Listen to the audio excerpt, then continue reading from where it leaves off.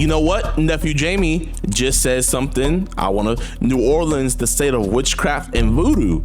You know what I mean? We gotta look at it. New Orleans also, that's all you see around there. It's tarot cards, hand reading, all this stuff. It's literally voodoo central. It is literally voodoo central. And then also look at the condition that it's in. That's something that we can't take that for granted as well. You got all this voodoo going around wondering what's the cause. That's another thing. And you got churches on every corner. But you ain't telling them to get these voodoo men off the streets. We're gonna react to this, man. This is Tyler Oliveira's I Investigated the Murder Capital of America. So the reason why I want to react to this is the crazy thing about it is the murder capital of America literally changes every month, basically. Every month it changes. Where 1 month it used to be Houston. It literally used to be Houston, man. And it's just sad. I feel like Tyler, he really shines a light on how society really is. And he's actually doing a better job than the media. You know, he's actually really informing us better than the media, because the media nowadays, they all have objectives that they're trying to push out. And the sad thing is like, y'all remember when Ukraine first got invaded and everything? That was all that was in the news cycle. Ukraine, pray for Ukraine. Like literally you couldn't go on any news cycle that wasn't talking about it. Now, how often do you even see them talk about Ukraine? Now it's the stuff that's happening in Israel and everything. You know what I mean? It's like they're not really informing the people. They're just whatever's new, whatever popping. They're no better than Drama Alert. They just want to give you guys the hot story. And then the real stuff, they slide that stuff in real quick at the end. Like they just say it like real quick under they'll just say it real quick and then boom, it's over. It's crazy. This is New Orleans, the murder capital of America. What's the biggest problem out here in New Orleans? Hey, Uncle Ruckus would be proud. New Orleans. It's like we walking on eggshells. It's that freaking scary. I mean, the good always. Been shot 8 times? Twice in both of my arms, twice in both of my legs, one in my chest, you hear me? Check the news. You can see New Orleans now holds the record as the murder capital of the nation. But why is everyone killing each other? And what can be done to fix it? I met up with a local rapper, New Orleans, to find out. I mean, anywhere in New Orleans is the jungle. It happens anywhere in New Orleans. It sucks that all my family lives in New Orleans. Hard to leave my car parked out This is here. like my family, so like seeing this really hits home for me, because like this could happen to any of my cousins. This could happen to my aunt. This could happen to my uncle. You know, it's a very scary thing. It wouldn't be out here for an hour. Really? I guarantee you that. And 10 minutes in, we stumbled upon a murder scene where someone was killed just last night. How long you been out here in New Orleans? Oh, man. Somebody got killed around the corner. Oh, you said someone just got killed right around the corner. That's what he just said. Someone's literally murdered right here? Yeah, I don't know what specific spot, but when I came through, I saw the police cars from like right there. You see a murder scene out here? I did see the police out here. I didn't see if anything happened. Bro. Okay. How is it living out here? It's not bad. Okay. When you go for a walk at night, you looking behind your shoulder or what? I don't usually walk at night, though. Has New Orleans gotten more dangerous over the years? Yeah, very dangerous. It's wicked in this streets, bro. What do you mean by that? Hey, you gotta keep a pole. You know it's the murder capital of America? You're right. Check the news. You can I see the news. Should we be strapped out here? Y'all not strapped? Did you see anyone get killed out here? Yeah, I seen that growing up all my life. I probably seen my first shooting when I was maybe like 5 or 6. Just walking up the street, walking around the corner to my mama's house, seeing if she got off work, and I seen a dude, he just put out a gun and told the nigga like, where my $20 at? He shot at him over $20. Yeah. $20 shot somebody in the head. But it's just crazy because that person that he shot, his people are going to get revenge. Then they're going to kill somebody.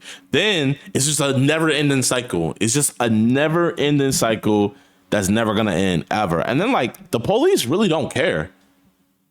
To this day, my friend that was murdered, Shaq, they have still not found his murderer to this day. And they're not even actively trying, man. And, you know, I'm not trying to put like a racial thing on it, but I'm just being honest. When it comes to black people and gang stuff, the cops do not care.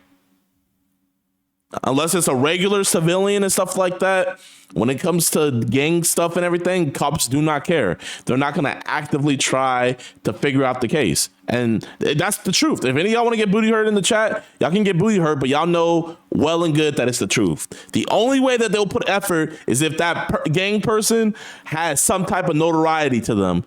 Then they'll put some effort in because there's a lot of eyes on the case. Scary out here. Scary out here? It's hard and scary. It's What do you mean hard. by that? You never know when you're gonna get mugged. You never know when you're gonna get jacked. I mean, it's like we walking on eggshells. It's that freaking scary. You're scared to come out your door. I mean, it's just scary. I'm gonna do things. All right. The crazy part is, a lot of these cycles stem from the 90s and shit, bro. A lot of these kids don't know why they fighting. But back then, even if they was killers, they had morals, they had principles. You know what I'm saying? Nobody didn't kill children. They'll call and tell you, we about to come around there for you. Put the kids and the ladies inside. Put the women inside. Yeah. You know what I'm saying? We coming for you, me and you. We can meet in the middle of the street. But bro, even then, like you're saying morals and stuff, like it don't make it no better that you're telling them to put their kids up and stuff. Yo, like, I mean, what are we gonna do? Applaud lesser sin? Is that the scenario that we're gonna want to applaud to? But the sad thing is at this point, we would rather applaud that than what's going on now. That's the sad thing about it.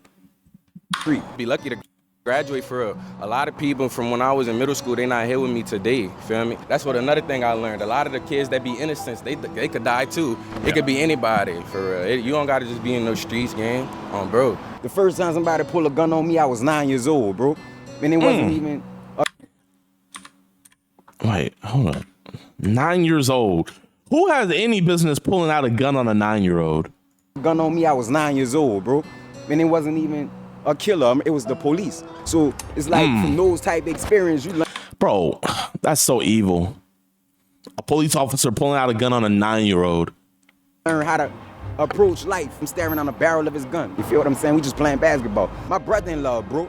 Yeah. Long live Joshua Adams. He was killed by the police department and he wasn't doing nothing. My sister was giving birth to his son. You dig? Yeah. He never got to meet his son. He left the hospital to go get my sister slippers. You feel what I'm saying? While she was delivering their baby.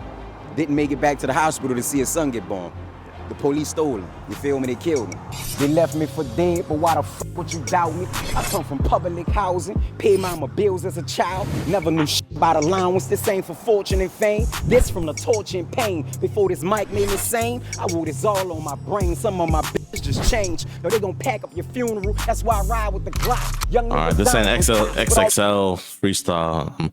Sorry, man. Can't give you your break on here, brother. I want to hear your story, not your bars. Some commentary in that rap. If it don't come from the heart, it ain't New Orleans. Whoa. I then learned why New Orleans got into rapping in the first place and how crime and violence has impacted him. I learned how to write raps because my pops was incarcerated my entire life, bro, up until I graduated high school. And I had to learn how to write letters to him. That's how we communicated. A year and a half ago, that started like a series of funerals for me. I went to over 10 funerals from some of the closest people that I love. We sweep shit under the rug, take it on our chin and go. That we numb the violence. You know, you got a lot like that fentanyl shit. I lost like 3 or 4 friends from fentanyl overdoses this year. Crime, violence, gangs, and drug addiction seem to be baked into the culture here, and so we headed to the infamous Chef Street, known for prostitution and showing the lengths people go to make money out This is here. apparently where a lot of prostitution goes down. Women are selling their bodies on the streets. But a lot of them do have like pimps and shit. Yeah, dangerous out there. It's protected. They shoot behind the hoes. Actually? That's a fact, bro. 9 times out of 10, they do have somebody with them. They protected by somebody in New Orleans. Females not just gonna be on nowhere by themselves. That chick right there. Found one. What are you doing out here today? You working out here? I mean, I got niggas, yeah. What does that mean? I wouldn't say I wouldn't call me a hoe. See, you wouldn't either. No, I'm not calling you a hoe. Yeah, no. Yeah, I know I got hella niggas and stuff, but yeah, I just got niggas. I got a lot of niggas. What do you mean by that? No, that's like trying to ask me my body count. No, I'm not asking about it. These are my classmates. Like, these are people I went to school with. So you've been... So every dude that comes by, you guys remember in GTA, you gotta roll by them, honk your horn twice, and then get in. So every dude that honks your horn twice, oh, you're from the class of 2015 too? Oh, let me hop on in. Bro, come on. You've been f***ing them for that long? Is that what's going on? I mean, yeah. I mean, I've been f***ing since I've been like 15. Cause no, I'm really not a hoe. I'm really like a wife type, really like. Now I'm a wife. Like I got, you know, a hood marriage. I got one in jail, and I got my older nigga always. He really my baby daddy. Well, any last words about New Orleans? I mean, the food always good, dick good always. Everything out here be the best for real. This street right now. And it's like, you know, we're laughing at that, but it's like the mindset I want to start getting in, and the mindset I want you guys to get in as well, is when you see a girl do it, you're like, bro, that's disgusting, bro. Oh my gosh, man. But let that be your favorite rapper. When Drake, somebody, Future, when they rap about that, oh, he's tough. Oh, bro's tough. Bro, he got girls everywhere. He got girls in different area codes. Then we want to say it's lit. Then we want to say, oh, bro, he tough. He's him. Don't look at this as just, don't look at this as just her being a prostitute. Guys can be prostitutes too. They're all the same. We just have stigmas in our head to where guys, it's okay. Girls, it's all right. Now known for Or guys, it's okay. Girls, it's not cool. Prostitution. Certain sections of it. Yeah. They try to run them off and then come back. What's the biggest problem out here in New Orleans from your perspective? I don't know if I'd want to say. What do you mean? Yeah?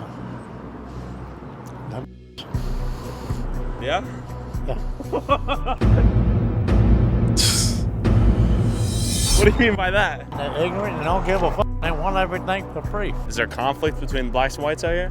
All the time. Like I said, they want everything for free because their great-great-grandfather was a slave. You know, if you give them an inch, they want a mile. Do you think people would agree with you? Yes. What can you do about it? I'm sure people would agree with you. I'm sure a lot of people out there in the world would agree with you. And that's why me speaking for just the black community alone, from my point of view, we shouldn't want handouts from anybody. You know what I mean? Because it's like, why would you want a handout from a racist dude like this? We should always strive to better our community. The only way our community can get better is when we stop promoting degeneracy, stop promoting people killing people. You know what I mean?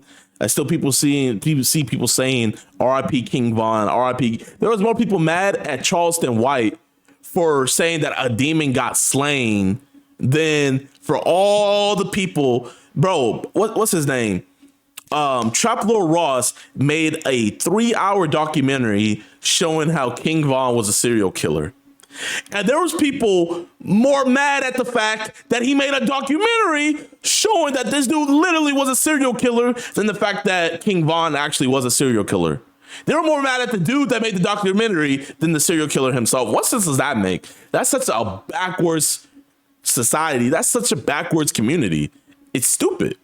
I wouldn't want to say. What would you say? No, I can't say that. You've already said so much. Just be honest with me. I said, what's the biggest problem out here? He said N-word. I'm glad I didn't come over there. Yeah, it might have been some trouble, right? Yeah, I'm glad I ain't come over I didn't even know how to respond. I was like, damn. Bleep that out on camera, yeah. He gonna get himself up. From the outside looking in, it was easy to judge these working girls, but New Orleans emphasized that people out here were doing anything to survive. It's mandatory that you hustle in the city of New Orleans, or you're not gonna survive. There's no resources, there's nobody coming to save you. So, I mean, Michael, Katrina destroyed New Orleans in so many more ways than just the water. The aftermath of Katrina is still happening to this day. New Orleans has never recovered. I'm 18 years old. I need a job. What am I doing? Are you robbing somebody, kid? It's sad to see. As kids making bad decisions, bro, I wouldn't consider none of them as being evil, but you know, the government, society, whoever the judicial system, they'll paint you as that as a child. But for the majority, man, all these kids really needed somebody to talk to. And you know what? Nephew Jamie just said something. New Orleans, the state of witchcraft and voodoo. You know what I mean? We got to look at it. New Orleans also, that's all you see around there. It's tarot cards, hand reading, all this stuff. It's literally voodoo central. It is literally voodoo central. And then also look at the condition that it's in. That's something that we can't take that for granted as well. You got all this voodoo going around, wondering what's the cause. That's another thing. And you got churches on every corner, but you ain't telling them to get these voodoo men off the streets. No. Don't get these. That's a great point. Great point. If I pissed off the wrong person out here on the road, what are the chances they're strapped and they'd be willing to shoot me? It's over a 75% chance that they strap. I mean, women will shoot you out here. As we drove through New Orleans, I noticed a lot of these buildings looked damaged or destroyed. That's life in New Orleans right there. Apparently, this was the aftermath of Hurricane Katrina that hit New Orleans in 2005, destroying homes, businesses, the city, and countless lives. But I wondered how the trauma from Katrina impacted and developed the next generation of criminals who grew up in these shelters and experienced it all as kids. We lived in shelters and experienced homelessness at a different level than any other American. I was sleeping in abandoned houses myself. They didn't really have nowhere to sleep. It was get in where you fit in for hotel rooms. We got a lot of these rundown buildings on this side of the city. We're in the east right now. So they grew up thinking they was at war. When they woke up living in them shelters and like that, people got guns pointed at them. They just trying to go use the restroom. I'm talking about little girls have to take a shower in the same place as a grown man have to take a shower, not knowing if he a pedophile or his background or anything. Sure. You know what I'm saying? So growing up in them type of conditions are scar you mentally. It's more than PTSD. It's like it's everything. We had to learn how to live again. Your whole life just wiped away in a matter of a moment. It was one of the worst experiences ever. Yeah. You dig? Seeing dead people, not knowing where your family was at the time. Has New Orleans recovered from that since? No, we recovering, but we haven't fully recovered. Following Katrina, many people are trying to recover and rebuild their city through starting their own businesses and turning their culture and history into a positive opportunity. I met up with the owner of Chicken and Watermelon to understand how important entrepreneurship is for the future of New Orleans.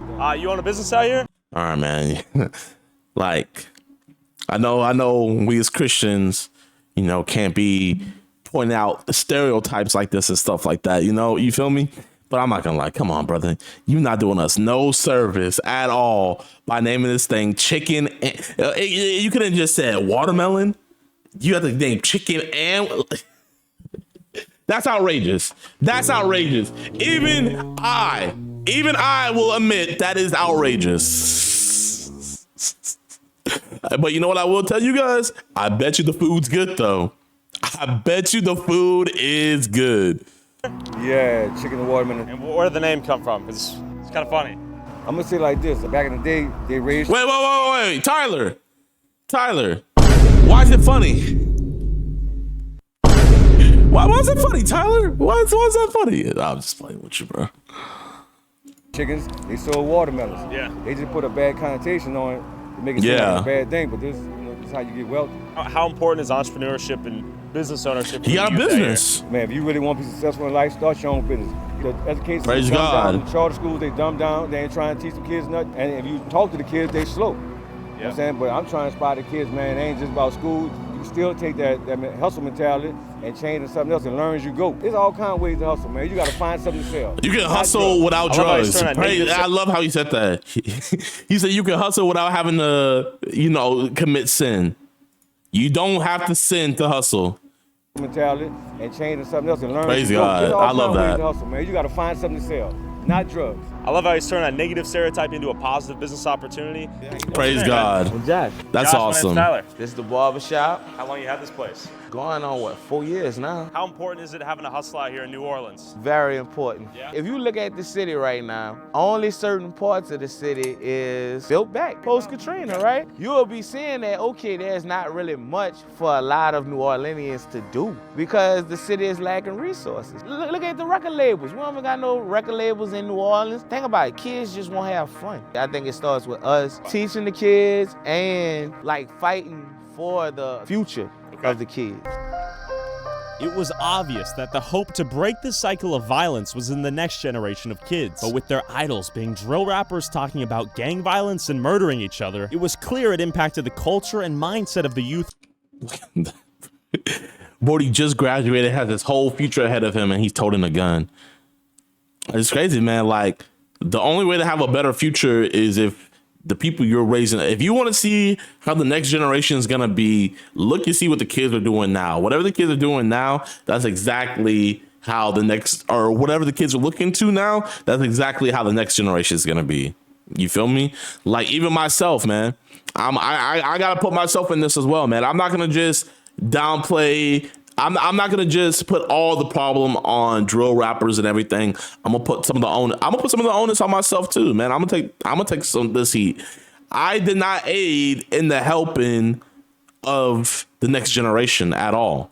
I did not. With the content I was making, I definitely added to the detriment of the next generation. And I will say that quite literally. But the thing that's crazy to me, man, is, you know, me doing what I'm doing now, trying to get kids to get their Bible and read it.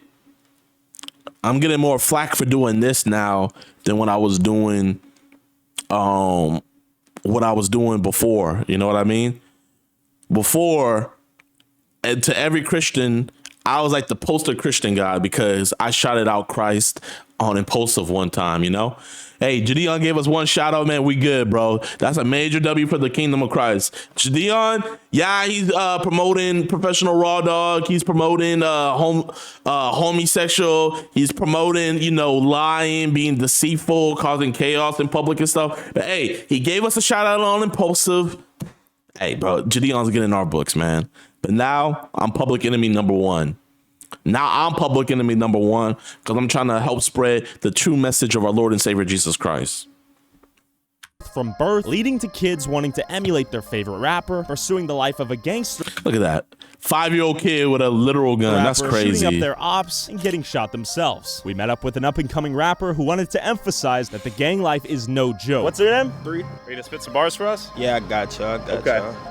All right, I'm not gonna lie. These things whack. I'm skipping. It's yours, man. Boy, my trap go crazy. Your shit moving and nigga, you lazy. I run it up to my mama, I made it. Try to take something you bring on the pavement. Niggas be bitches, they don't want to smoke. Try to take something that glitter I told. Trying to control my ain't a remote. I was down on my I was crying for hope. Bells and bells and bells and I run it up trying to get to them riches. All right, it's not bad, but I'm still skipping. You boys can freestyle. This is all your life story coming into bars out here? How many times you got hit, bro? 8 times. Twice in both of my arms, twice in both of my legs, one in my chest, you hear me? You been shot 8 times? Yeah. Holy shit. Thank God you're alive. Who shot you? Dang. Brody's one away from being 50 Cent. He's, what would he be? He's quarter. I don't know. Is it that dangerous out here? Yeah. Didn't even give a f. They just shooting shit up here. But praise God that he's alive, though. Praise God that he's alive. Yeah, just wrong place, wrong time, bro. How close this was to your heart? 2-3 inches, you hear me? I was blessed by 2-3 inches. Okay, you have a kid? Wow. I got 3. You got 3? Yeah. They inspire you to keep going and just keep fighting for this dream? Most definitely. I got a little girl on the way, you hear me? Do you think the music impacts the next generation of kids in a bad way at all? Yeah, most definitely, most definitely. That ties into what I be telling my little young boys, like, y'all don't gotta do this because y'all see another nigga doing that shit, you hear me? Yeah. You hear me? Say they watch a music video, everybody in the music video throwing Dracos and Glocks and switches in the camera and shit. When they grow up, they gonna feel the need to, like, when I make me a music video, finally make me a music video, you hear me? I gotta give me a Draco, I gotta give me a Glock with a switch and all that. No, you don't need that shit, bro. To all the young boys, y'all ain't gotta do that shit. 9 to 5, just as good as hustling. Sliding on the clock, just as good as sliding on a block, brother. No cap. Not everyone is as lucky as him, and a lot of people die due to gun violence. With murders happening every day, countless kids are left without strong parental figures, get raised by the streets, live a life of crime, have... Oh, what is, oh my gosh, bro. What is this? What is this? Oh my, children right there, and he's still, this is sick. This is the definition of demonic, but let him be a rapper. Let him be a rapper. He's a real one. Have a few kids, get locked up, and the cycle of violence and crime continues. You gotta break them curses, man. It be like generational curses that we still be carrying on, family fighting and people not speaking to each other. The kids are the future. It starts with teaching them, taking them now and molding them and giving them opportunities that we never had because it's way easier than it was back then. We didn't have the resources, you know? So Noon took us to a local middle school that his buddy taught at. That's goal was to give these kids a safe place to learn and build skills for the future without having to turn to the streets to make money. If you fill these kids' time with something positive, then they don't have time to do anything negative. The more knowledge these kids have, the more power they have. They don't realize how great they can truly be. We have music, art, we have culinary. If I know my kid is in my band room playing the horn, I know they're not in somebody's car stealing their stuff. You guys want to be producers?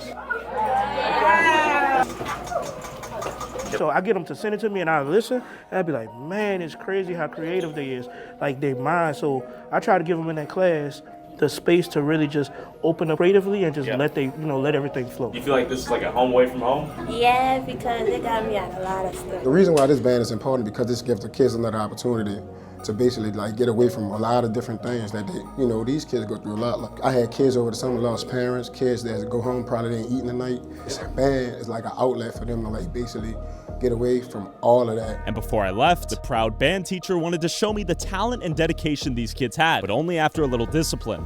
I'm gonna be real with y'all. As your band director, I'm getting a little aggravated. I'm gonna have to just start putting y'all out of the band. Say, bro, you come to school to learn. All this other side stuff, some of y'all just too many follow. If you wanna follow something, why you don't follow the good things in life? Like seriously, y'all gonna follow everything negative. Nothing positive, but everything negative. Cause y'all starting to put other kids in danger of stuff. You don't care about the next man. You're selfish. Get your mind right. Too many of y'all in the hallway. For what? You come to school to learn, man. Dog, you have to start taking this education stuff serious. Open it up. Band hands up.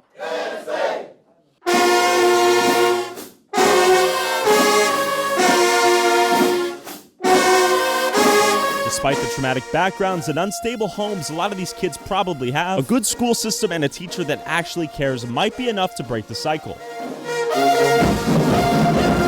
That was awesome. You're laying down the lawn there too. It's very, very important that somebody stay on them because nobody else may not be on them. So we're making better people for the society, for the next generation. Subscribe to Tyler. Hell yeah. Blow this man up, run his numbers up on the streaming services. I want to see this man with 100K subscribers by the end of the day. New Orleans with a Z. Also, whoever has the most viewed TikTok or YouTube short using a clip from this video, I'll set. Man, that was a great video. That was a great video. Showed the negative at first, but he showed the positive of, these kids being in a better environment to where, there's still hope for the future. You know what I mean? And that's the thing we have to have as Christians, man. We always have hope for a better future. Well, we know there's going to be a better future. We know for a fact that there's going to be a better future. So we don't even have to have hope. We know. But man, that was a great video. I'm very happy we watched that. But it just showed us the reality of this world, man. This world promotes wickedness. I help promote wickedness. And, people keep on still asking me, JiDion, why did you give up your YouTube? Why did you give up your YouTube? Because, man, if I can motivate a kid to do wickedness, then if I can motivate a kid to follow God, that's way better. And I don't care how many numbers I lose. I don't care how much money I lose. This I know is way better in the long run for their soul and my soul too. The more I'm doing this stuff, the more I'm not doing wickedness. You feel me? So, man, I'm so happy we watched this. I'm so happy we watched this. Praise God.